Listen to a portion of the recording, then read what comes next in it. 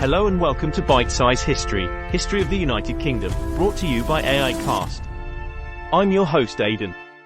In this episode, we are going to explore the rise of chiefdoms during the Wessex Culture period. Chiefdoms were a significant development in human history and played a crucial role in shaping the social and political landscape of many regions around the world. We will examine the origins and characteristics of chiefdoms, as well as specific case studies and their lasting legacy. To begin, let's define what a chiefdom is. A chiefdom is a form of social and political organization that emerged in many regions around the world during the Neolithic and Bronze Age periods. Chiefdoms were characterized by a centralized political structure led by a chief or other individual who held significant power and authority over their communities. Unlike earlier forms of social organization, such as bands and tribes, chiefdoms were able to support larger populations and create more complex social structures.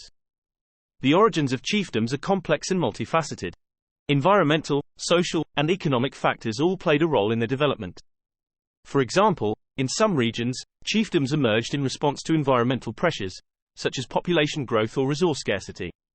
In other regions, chiefdoms were formed through the conquest and consolidation of smaller communities. Chiefdoms were also made possible by cultural and technological innovations. The development of agriculture, for example, allowed for the creation of surplus food, which could be used to support larger populations and create more complex social structures. The rise of metallurgy, writing, and other technologies also contributed to the development of chiefdoms, as they allowed for the creation of more complex political and economic systems. The key characteristics of chiefdoms include their centralized political structure, economic systems based on agriculture and trade, and religious beliefs and practices. Power within chiefdoms was often concentrated in the hands of a single individual, such as a chief or other leader, who had authority over a number of smaller communities. These leaders were often supported by a cadre of advisors, warriors, and other important individuals who helped to maintain their power and authority. Chiefdoms were also characterized by complex economic systems based on agriculture and trade. The people of chiefdoms were skilled farmers who developed a variety of innovative techniques, such as irrigation and crop rotation, to support their crops. They also engaged in trade with other communities, exchanging goods and services in order to support their growing populations. Religion and spirituality were also important aspects of chiefdoms. The people of chiefdoms often believed in a variety of deities and spirits, and religious beliefs played an important role in shaping their social and political structures.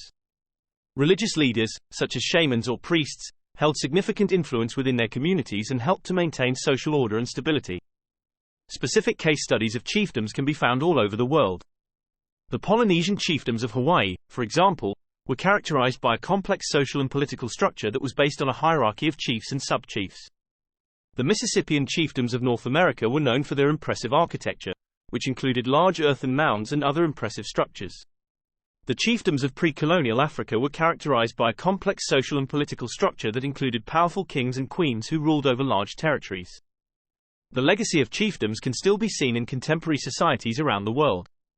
Many regions, particularly in Africa and the Pacific, continue to have traditional chiefdoms that play an important role in local governance and social organization. Additionally, the rise of chiefdoms paved the way for the emergence of larger-scale political structures, such as states and empires, that would come to dominate human history. In conclusion, the rise of chiefdoms during the Wessex Culture period was a significant development in human history. Chiefdoms were characterized by a centralized political structure, complex economic systems, and religious beliefs that helped to shape the social and political landscape of many regions around the world. The emergence of chiefdoms was the result of a variety of environmental, social, and economic factors, as well as cultural and technological innovations. Specific case studies of chiefdoms, such as the Polynesian chiefdoms of Hawaii and the Mississippian chiefdoms of North America, help to illustrate the diversity and complexity of these social and political structures. The legacy of chiefdoms can still be seen in contemporary societies, particularly in regions where traditional chiefdoms continue to play an important role in local governance and social organization. Additionally, the rise of chiefdoms paved the way for the emergence of larger-scale political structures, such as states and empires, that would come to dominate human history. By studying the rise of chiefdoms during the Wessex Culture period, we can gain a deeper understanding of the social and political developments that shaped human history and continue to influence our lives today.